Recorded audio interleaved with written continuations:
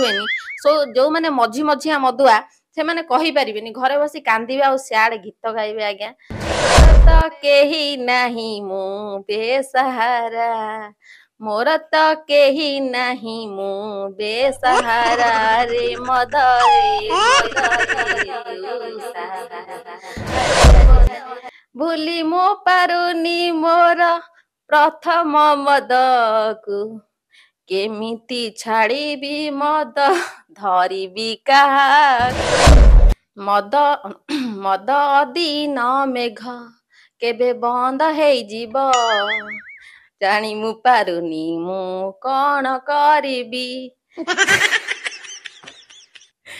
ସେ ତ ନଈର ବଢି ଆସେ ଅଦିନେ ମାଡ଼ି, ଜୀବନ ଯାଉଛି ପ୍ରାଣ ଯାଉଛି ଉଡ଼ି।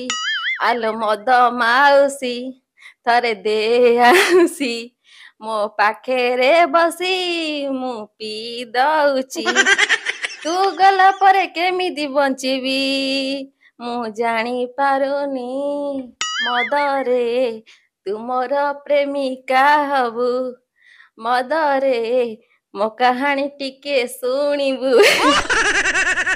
ତାହେଲେ ଏଠି ମଦ ଉପରେ ଆଉ ମଦ ଉପରେ ନୁହଁ କଣ, ଯୋଉଠି ଲାଭ ସେଇଠି ଆୟ, ଯୋଉଠି ବ୍ୟୟ ସେଇଠି, ଯୋଉଠି ଆୟ ନା ସେଠି ବ୍ୟୟ କୋଉଠି ଆସିବ। ବୁଝିପାରୁନାହାନ୍ତି କଥାଟା, ଆପଣ କଣ ପଚାରୁଛନ୍ତି ମୁଁ ଜାଣିପାରୁନି। ଆପଣ ଯେତେ ଯା ପଚାରିଲେ ଆପଣ ମାନେ ଜାଣିଥିବେ ଓଡ଼ିଶାରେ ବିଜେପି ସରକାର ଗଢ଼ିଲା ଦିନଠୁ ଗୋଟାଏ କଥା ବହୁତ ଜୋରସେ ଚର୍ଚ୍ଚା ହଉଛି। କଥାଟି କଣ ନା ଓଡ଼ିଶାରେ ମଦ ବନ୍ଦ ହବ। ଆଉ ଯଦି ସତରେ ଓଡ଼ିଶାରେ ମଦ ବନ୍ଦ ହେଇଯାଉଛି ତାହେଲେ ମଦୁଆ ମାନଙ୍କ ଉପରେ ଏହାର ପ୍ରଭାବ କଣ ପଡ଼ିବ, ଆଉ ଆମ ଓଡ଼ିଶାବାସୀଙ୍କ ଉପରେ ଏହାର ପ୍ରଭାବ କଣ ପଡ଼ିବ। ଚାଲନ୍ତୁ ପଚାରିବୁ ଯିବା ମିସ୍ କୁନିଙ୍କଠୁ। ମଦ ବନ୍ଦ ହେଲେ ଆଉ କଣ ହବ, ଓଡିଶାରେ ତ ମଦ ବନ୍ଦ ହେଲେ ଗୋଟେ ଭଲ କାମ ହବ, କିନ୍ତୁ ଯୋଉମାନେ ପୋଖତ ମଦୁଆ, ଯୋଉମାନେ ରାତି ପାଇଲେ ମଦରେ ମୁହଁ ଧୁଅନ୍ତି, ଦାନ୍ତ ଘଷନ୍ତି, ଜଳଖିଆ କରନ୍ତି, ମଦକୁ ତାଙ୍କର ପାନୀୟ ଜଳ ଭାବେ ସେମାନେ ବ୍ୟବହାର କରନ୍ତି, ସେମାନେ ଆଉ କଣ କରିବେ ଭାଇ। ଆଜ୍ଞା ତାଙ୍କ ଜୀବନରେ ଏତେ ଦୁଃଖ କଷ୍ଟ, ଲୋକ ତ ନିଜ ପରିବାର ପୋଷିବା ପାଇଁ ଓଡିଶା ଛାଡି ବାହାରକୁ ଯାଆନ୍ତି, କିନ୍ତୁ ଏଠି ଲୋକମାନେ ମଦ, ଯୋଉମାନେ ପୋଖତ ମଦୁଆ ସେମାନେ ମଦ ପାଇଁ ହିଁ ଆଜ୍ଞା ଓଡିଶା ଛାଡିଦେବେ, ଆଫ୍ରିକା, ଆମେରିକା, ଇଣ୍ଡୋନେସିଆ, ଏମିତି ବହୁତ ଚାଇନା ଫାଇନା ଦେଶକୁ ପଳେଇବେ। ଆଚ୍ଛା ଆପଣ ତ ଏତେ ଢଗ କୁହନ୍ତି, ମଦୁଆଙ୍କ ଉପରେ ଗୋଟେ ଢଗ କହିଲେ। ମଦୁଆ ମାନଙ୍କ ଉପରେ ଗୋଟେ ଢଗ କହିବି, ତାପରେ ଗୋଟେ ଉଦାହରଣ ଦଉଛି। ଯେମିତି ଗୋଟେ ନଈରୁ ପାଣି ଶୁଖିଗଲା ପରେ ଗୋଟେ ତତଲା ବାଲିରେ ମାଛ ଯେମିତି ଛଟପଟ ହୁଏ, ମଦୁଆ ମାନେ ମଧ୍ୟ ସେମିତି ଛଟପଟ ହେବେ। ତାରି ଉପରେ ମୁଁ ଗୋଟେ ଢଗ କହୁଛି। ଗରମ ବାଲିରେ ଜିଅନ୍ତା ମାଛଟି ଛଟପଟ ହେଲା ପରି, ମଦୁଆ ମନଟି ହଉଛି ଆଉଟି ଆକୁଳ ବିକଳ ପରି। ଆଜ୍ଞା କଣ କହିବି, ମଦୁଆ ମାନେ ଏମିତି ଆକୁଳ ବିକଳ ହେବେ, ମାନେ ଛଟପଟ ଆଜ୍ଞା ହେବେ। ଏ ମଦ ବନ୍ଦ କରିବା ମାନେ ଆମ ପାଇଁ ତ କିଛି ନାହିଁ, ଆମେ ତ ସ୍ତ୍ରୀ ଲୋକ, ଆମର ମଦ ଆମ ତ ଟିକେ ନାଲି ଚା ହେଲେ ହେଲା। ଆଉ ସେମାନେ ଯାହା ନାଲି ପାଣି ଟିକେ ପିଅନ୍ତି, ନାଲି ପାଣି ବନ୍ଦ ହେଇଯିବ ମାନେ ଜାଣିଥିବ। ଆଚ୍ଛା ମଦୁଆ ମାନଙ୍କ ପାଖରେ ଏବେ ଅପସନ ଏବେ କଣ ଅଛି ମଦ ବଦଳରେ? ମୋ ଜାଣିବାରେ ଏଗୁରା କାହିଁକି ପିଇବ, ତମେ ଭାଇ ଦୋକାନକୁ ପଳେଇବ, ଗୋଟେ 15 ଟଙ୍କିଆ ଲସି ପିଇଦବ, 10 ଟଙ୍କିଆ ଗୋଟେ କୋଲ୍ଡଡ୍ରିଙ୍କସ ପିଇଦବ, ଆଉ ନହେଲେ ଗୋଟେ 5 ଟଙ୍କିଆ ଫ୍ରୁଟି ପିଇଦବ। ଏତେ ସବୁ ଥିଲା ପରେ ବି ନହେଲେ ପଇଡ, ନହେଲେ ଗୋଟେ ସବୁଠୁ ବେଟର ହବ ଆପଣଙ୍କ ବାରିରେ ପଇଡ ଗଛଟେ ଥିବ, ସେଥିରେ ଗୋଟେ ପଇଡ ଯିବ ନିଜ ଇଚ୍ଛାରେ ଚଢିଯିବ ଗଛକୁ, ହାଣି ଦେଇବି ଆଉ ତାଡି ଦେଇ ପିଇଦବ, ଗଲା ସରିଗଲା। ତାଠୁ ଭଲ ଜିନିଷ ଆଉ ଦୁନିଆରେ ଅଛି। ମଦ ପିଇ ଆଜ୍ଞା ଲାଭ କଣ ପାଉଛନ୍ତି। ଆଉ ଯୋଉମାନେ ଟିକେ ଛାଡିବା ଅବସ୍ଥାରେ ହଉଛନ୍ତି, ମାନେ ମଦ ନହେଲେ ଦିନେ 2 ଦିନ ଭିତରେ ପିଅନ୍ତି, 5 ଦିନ ଭିତରେ ପିଅନ୍ତି, ସେମାନଙ୍କର ପରିସ୍ଥିତି ଟିକେ ଜଟିଳ। କାହିଁ କହିଲେ, ସେମାନେ ଘରେ ବସିକି ଗୋଟେ ଦୁଃଖ ପ୍ରକାଶ କରିବେ, ମଦ ବନ୍ଦ ହେଇଗଲା କଣ କରିହବ, କିଛି କରିହବନି। ତେଣୁକରି ସେମାନେ ଘରେ ବସି କାନ୍ଦିବେ। ଯେମିତି ଆମର ଗୋଟେ କଥାରେ ଅଛି, ଅଜାଗା ଘା କହି ହୁଏନି କି ଦେଖେଇ ହୁଏନି। ଯୋଉମାନେ ମଝି ମଝିଆ ମଦୁଆ ସେମାନେ କହିପାରିବେନି, ଘରେ ବସି କାନ୍ଦିବେ ଆଉ ସିଆଡେ ଗୀତ ଗାଇବେ ଆଜ୍ଞା। ଗୋଟେ ଗୀତ ମୁଁ ଗାଇ ଦଉଛି, ମଦୁଆ ମାନେ ଗାଇବା କଥା କିନ୍ତୁ ମୁଁ ଗାଇ ଦଉଛି। ଗୋଟେ ଗୀତ ଅଛି, ମୋର ତ କେହି ନାହିଁ ମୁଁ ବେସାହାରା, ମୋର ତ କେହି ନାହିଁ ମୁଁ ବେସାହାରା ରେ ମଦରେ ମଦରେ ତୁ ସାହାରା, ଆରେ ମଦରେ ତୁ ସାହାରା। ଆଉ ଗୋଟେ ଗୀତ ଅଛି, ସେ ଗୋଟେ ଅଛି, ଭୁଲି ମୁଁ ପାରୁନି ପ୍ରଥମ ପ୍ରେମକୁ, କିନ୍ତୁ ମୁଁ କହୁଛି, ଭୁଲି ମୁଁ ପାରୁନି ମୋର ପ୍ରଥମ ମଦକୁ, କେମିତି ଛାଡ଼ିବି ମଦ ଧରିବି କାହାକୁ, କେମିତି ଛାଡ଼ିବି ମଦ ଧରିବି କାହାକୁ, ହାଣ୍ଡିଆ ଆସ୍କା ପଟି ମୋ ଚଳନି ଆରେ ଭାଇ ମତେ ଏଇଟା ଗୀତ ଗାଇବାକୁ ଆକ୍ଚୁଆଲି ହସ ମାଡୁଛି, ତଥାପି କମେଡି ପାଇଁ ଲୋକଙ୍କୁ ହସେଇବା ପାଇଁ ଗାଉଛି। ଆଉ ଗୋଟେ ଗୀତ ଗାଉଛି ସେଇଟା ଆକ୍ଚୁଆଲି ମୋ ନିଜ ଖୁଦକା ଗୀତ। ମଦ ମଦ ଅଦିନ ମେଘ କେବେ ବନ୍ଦ ହେଇଯିବ, ଜାଣି ମୁଁ ପାରୁନି ମୁଁ କଣ କରିବି,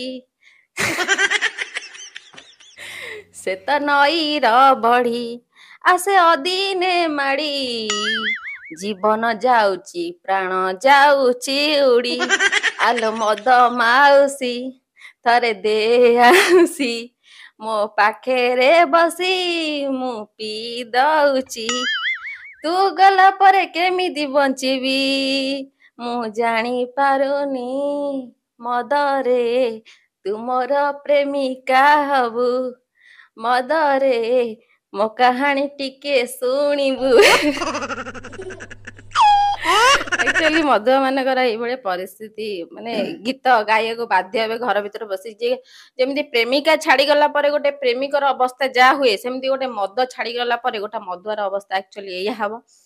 ଆଉ ମଦ ତ ଆଜ୍ଞା ଆମ ଓଡିଶାରେ ମୋ ଜାଣିବାରେ 3-4 ପ୍ରକାର ଅଛନ୍ତି। ଗୋଟେ ହେଲେ ମାନେ ପୋଖତ ମଦୁଆ, ଆଉ ଗୋଟେ ହେଲେ ମାନେ କଣ କହିଲେ ଭଦ୍ର ମଦୁଆ, ମାନେ ଯିଏ ବାହାରକୁ ଯାଆନ୍ତି କିନ୍ତୁ ପିଇତେ ନାଇଁ ଭାଇ ମୁଁ ପିଇନି। ଆଉ ଗୋଟେ ହେଲେ ଆମର ଅଫିସିଆଲ ମଦ, ମାନେ ଘରେ ବସିକି ଆଣିବେ ପ୍ୟାକ୍ ବନେଇବେ ନିଜ ଘରେ କବାଟ ଦେଇ ବସିବେ, ଯେମିତି ଲୋକମାନେ ଜାଣି ପାରିବେନି ସେ ମଦ ପିଉଛି ପୁରା ଭଦ୍ର ବ୍ୟକ୍ତି, ଏଇଭଳିଆ ମଦୁଆ ରହୁଛନ୍ତି। କିନ୍ତୁ ସେମାନଙ୍କର ପରିସ୍ଥିତି ଠାରୁ ଯୋଉମାନେ ପୋଖତ ମଦୁଆ ଆଜ୍ଞା ସେମାନଙ୍କ ପାଇଁ ମୁଁ ବହୁତ ଦୁଃଖ ପ୍ରକାଶ କରୁଛି। ସେମାନଙ୍କର ଅବସ୍ଥା ଜଟିଳ ଅବସ୍ଥାକୁ ଗତି କରୁଛି। ଆଉ କଣ କହିବି ଆଜ୍ଞା, ଆଣି ଦେଖେଇ ହୁଅନ୍ତି ଆମେ ମଦ ପିଉଛୁ, ଏମିତି ଆଗଲ ଚାକଲ ମାଗଲ ଗପିଲେ ମାନେ ବଡ ବଡ କଥା କହିଲେ ତୁ କେବେ ଚିଞ୍ଚ ମଦ ସା ଗୋଟା ଚାପଟା ଦେବି ଉଡିକି ପଡିବୁ, ଏମିତି ସବୁ ଗପନ୍ତି ସେଇମାନେ ଦେଖେଇ ହୁଅନ୍ତି। ଆଉ ଆଚ୍ଛା, ଆଜିଆ ଡେଟ ରେ କେବଳ ପୁଅ ମାନେ ମଦ ପିଉନାହାନ୍ତି, ଝିଅ ମାନେ ବି ପିଉଛନ୍ତି, ଆମେ ଦେଖିବାକୁ ମିଳୁଛି। ସେ ଝିଅ ମାନଙ୍କ ଅବସ୍ଥା ଏବେ ତାହେଲେ କଣ କଣ ହବ? ଝିଅ ପିଲା ଗୁରା ମଦ କଣ ପିଇବ? ଆଁ ତମ ପାଇଁ କଣ କିଛି ମିଳୁନି? ଆମର 15 ଟଙ୍କିଆ ଗୋଟେ ଲସି ମିଳୁଛି, ପିଇଦବ, ପେଟ ଥଣ୍ଡା, ମୁଣ୍ଡ ଥଣ୍ଡା, ଦେହ ପାଇଁ ସୁସ୍ଥକାରକ। ଆଜିକା ଡେଟ ରେ ମାନେ ଗୋଟେ ବାହାଘର ଯଦି ହଉଛି, ଗୋଟେ ପୁଅ ବାହାଘର ହଉଛି, ବରଯାତ୍ରୀ ମାନେ ପୁରା ଯିବା ପୂର୍ବରୁ ଡିମାଣ୍ଡ କରୁଛନ୍ତି ଆମେ ମଦ ନହେଲେ ଆମେ ନାଚିବୁନୁ କି ବରଯାତ୍ରୀ ଯିବୁନୁ। ଆଚ୍ଛା, ମାନେ ଯଦି ଏଇ ଯୋଉ ପ୍ରୋବ୍ଲେମ ଟା ମଦ ଟୋଟାଲି ବନ୍ଦ ହେଇଯିବ, ବରଯାତ୍ରୀ ମାନେ ଏବେ କଣ କରିବେ? ଆଉ ବରଯାତ୍ରୀ ଯିବେନି ନା ପ୍ରସେସନ ହବନି? ଏବେ ଆଉ କଣ ହବ ଆଜ୍ଞା, ସେମାନେ ଲାଷ୍ଟକୁ ନିଜ ଘରେ ଫଳମୂଳ ପଚେଇକି ମଦ କରି ପିଇବେ। ଆଉ କଣ କରିବେ? ନହେଲେ ବାହାଘର ବନ୍ଦ ହେଇଯିବ। ବାହାଘର ନିହାତି ବନ୍ଦ ହେଇଯିବ, କାହିଁକି ନା ସେମାନେ କହିବେ, ବରଯାତ୍ରୀ ମାନେ କହିବେ ମଦ ନହେଲେ ଆମ ଗୋଡ ଉଠିବନି, ଆମ ହାତ ଉଠିବନି, ଆମ ପାଟି ଚାଲିବନି, ଆମ ମୁଣ୍ଡ ହଲିବନି। ଆଉ ସେମାନେ କଣ କରିବେ? ବାଧ୍ୟ ହୋଇ ସେମାନେ ଘରେ ଗୋଟେ ମଦୁଆ ବ୍ୟବସ୍ଥା ନହେଲେ ହାଣ୍ଡିଆ ଫାଣ୍ଡିଆ ଯଦି ବି ମିଳେ ଆଡଜଷ୍ଟ କରିକି ନାଚିବେ। ଆଉ ମଦ ନହେଲେ ଆଜ୍ଞା ହବନି। ଆଚ୍ଛା, ଆମର ମଦ ବନ୍ଦ ହେଇଲେ ଭଲ କାମ କଣ ହବ? ଯେମିତି କୁହନ୍ତୁ, ମଦ ପିଇକି ଦୁର୍ଘଟଣା ଘଟିବା, ମାନେ ଗାଡି ଆକ୍ସିଡେଣ୍ଟ କରିବା, କି ଘରେ ସ୍ଵାମୀ ମଦ ପିଇକି ଆସି ସ୍ତ୍ରୀ ମାନଙ୍କୁ ବାଡା ବାଡି କରିବା, କି ଝିଅ ମାନଙ୍କୁ କିଛି ମଦୁଆ ମାନେ ବଳାତ୍କାର କରିବା, ଏହା ଉପରେ କଣ କହିବେ? ମଦ ବନ୍ଦ ହେଇଯିବାଟା ପ୍ରକୃତରେ ମୋ ଜାଣିବାରେ ଭଲ। ଓଡିଶାର ଲୋକମାନଙ୍କ ପାଇଁ ଭଲ। ଗରିବ ଗୁରୁବା ଲୋକମାନେ ଯୋଉମାନେ ପଇସା ଆଣୁଛନ୍ତି, ଅଳ୍ପ ପଇସା ଇନକମ ତାଙ୍କର, ସେଥିରେ ମଦ ପିଇକି ଉଡେଇ ଦଉଛନ୍ତି। ନିଜ ପରିବାରକୁ ନ ପୋଷିକି, ନିଜ ପିଲା ଛୁଆ ମୁହଁକୁ ଅନେଇ, ଘରକୁ ଖାଇବାକୁ ନ ଆଣି, ପିଲା ଛୁଆଙ୍କର ଖାତା ବହିପତ୍ର ନ ଆଣି ମଦ ପିଇକି ଉଡେଇ ଦଉଛନ୍ତି। ଘରେ ଆସି ସ୍ତ୍ରୀ କି ବାଡିଆ ପିଟା କରୁଛନ୍ତି। ଏଇ ଦୃଷ୍ଟିରୁ ଗୋଟେ ଦୃଷ୍ଟିରୁ ଦେଖିବାକୁ ଗଲେ ମଦଟା ବନ୍ଦ ହେଇଯିବାର 100 ଗୁଣରେ ଭଲ। ମୋ ମତେ ତ ମଦ ବନ୍ଦ ହବା ନିହାତି ଦରକାର। ଆଉ ମଦ ବନ୍ଦ ହେଲା ପରେ ଆପଣ ଭାବୁଛନ୍ତି ସମ୍ପୂର୍ଣ୍ଣ ଭାବେ ମଦ ବନ୍ଦ ହେଇଯିବ କି, ନା କିଛି ଚୋରାରେ ଚାଲିବ? ଚୋରାରେ ତ ଚାଲିବ, କାହିଁକି ନା ସମ୍ପୂର୍ଣ୍ଣ ବନ୍ଦ ହେଇଯିବନି। କାହିଁକି ନା ଗୋଟେ କଥା, ଗୁଡି ଆମର କହିଲେ ଓଡିଶା ସରକାର କହିଲେ ଗୁଡି ଗୁଡା ବନ୍ଦ ହେଇଯିବ, କିନ୍ତୁ ଗୁଡି ଗୁଡା ଚାଲିଛି। ଗୁଡି ଗୁଡା ବହୁତ ଲୋକଙ୍କ ଜୀବନ ଗଲାଇ, ତଥାପି ଗୁଡି ଗୁଡା ଚାଲିଛି। ସେମିତି ମଦ ବନ୍ଦ ହବା କଥା କହିଲେ, ଯଦି ଚୋରାରେ ଲୋକମାନେ ବିକିବେ, ବିକିଲେ ବି ସେ ଧୀରେ ଧୀରେ ଲୋପ ପାଇଯିବ। କାହିଁକି ନା ଯୋଉମାନେ ଗରିବ ଲୋକ, ସେମାନେ ଚୋରାରେ ବିକିଲେ ତ ରେଟ୍ ଅଧିକ ଦାମ ଆସିବ, ଅଧିକ ଦାମ ଦେଇ ଗୋଟେ ଗରିବ ଲୋକ ପିଇ ପାରିବନି। ତେଣୁକରି ଧୀରେ ଧୀରେ ଗୋଟେ ଗରିବ ଲୋକର ମଙ୍ଗଳ ହବ, ଆଉ ଲୋକମାନେ ଧୀରେ ଧୀରେ ମଦକୁ ଭୁଲିବାକୁ ଚେଷ୍ଟା କରିବେ। କିନ୍ତୁ ମଦ ବନ୍ଦ ହେଇଯିବାଟା ମୋ ମତରେ ଠିକ। ଆଚ୍ଛା, 25 ବର୍ଷ ବିଜେଡି ସରକାର ଥିଲା ସମୟରେ ମଦ କଥା ଯଦି ବା ଉଠିଥିଲା ବନ୍ଦ ହବ ବୋଲି, କିନ୍ତୁ ବନ୍ଦ ହେଇପାରିଲାନି। କିନ୍ତୁ ବିଜେପି ସରକାର ଆସୁ ଆସୁ ମାନେ ମାସେ 2 ମାସ ଭିତରେ କଥା ଉଠୁଛି ଯେ କି ମଦ ବନ୍ଦ ହେଇଯିବ। ଏଇଟା ଏବେ ଉଠିବାର କାରଣ କଣ? 1999 ମସିହାରୁ ଆଜି 2023 ପର୍ଯ୍ୟନ୍ତ ବିଜେଡି ସରକାର ଯୋଉମାନେ ମଦ ପିଉଛନ୍ତି ସେମାନଙ୍କ ଠାରୁ ଟ୍ୟାକ୍ସ ନଉଛନ୍ତି ବର୍ଷକ ପିଛା 10,000 କୋଟି। ଏଇ ଦେଖନ୍ତୁ 2023 ରୁ 24 ଭିତରେ ମାନେ ବର୍ଷକ ଭିତରେ ସେ ଆମ ମାନଙ୍କଠୁ ମାନେ ମଦ ମାନଙ୍କଠୁ ଟ୍ୟାକ୍ସ ନେଇଛନ୍ତି 10,200 କୋଟି। ଆଉ ଏତେ ଲାଭ ହେଲେ କାହିଁ ସେ ମଦ ବନ୍ଦ କରିବେ? କାହିଁ ମଦ ବନ୍ଦ କରିବେ କହୁନାହାନ୍ତି ଆପଣ କୁହନ୍ତୁ।